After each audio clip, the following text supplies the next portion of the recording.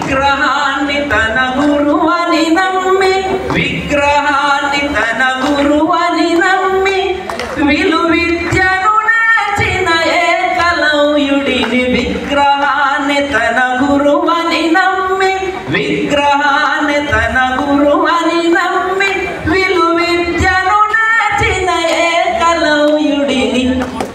బొటన వేలు గురు దక్షిణ అడిగి బొటన వేలు గురు దక్షిణ అడిగి ద్రోణాచార్యుడే నీతిని మరిచెనట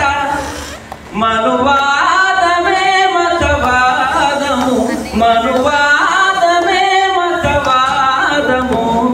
మనిషిని మనిషిగా చూడని వేదము మనువా